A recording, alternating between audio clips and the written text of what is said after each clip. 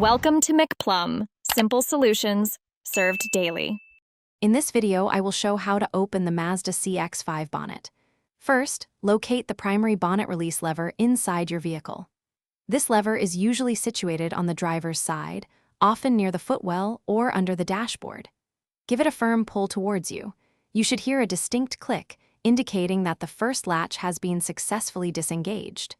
This action partially releases the bonnet, preparing it for the next step. Once the primary lever is pulled, the bonnet will pop up slightly, creating a small gap. Now, you'll need to locate the secondary safety latch. Carefully reach your hand into this gap, feeling along the front edge of the bonnet. The secondary latch is typically a small lever or hook, often found near the center or slightly to one side, usually above the Mazda emblem. It's designed to prevent accidental opening while driving. With your fingers on the secondary latch, either push it to the side or slide it to the right, depending on your specific Mazda CX-5 model. This action will completely release the bonnet. Now, you can lift the bonnet all the way open. Look for the prop rod, usually clipped to the underside of the bonnet or near the engine bay.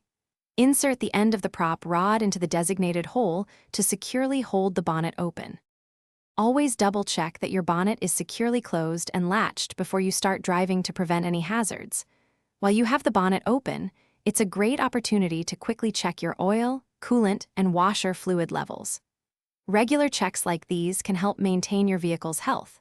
Also, for those looking to enhance their home, check the description for a link to the Echo Dot smart speaker and other great deals. Keeping your car in top shape is important for safety and longevity.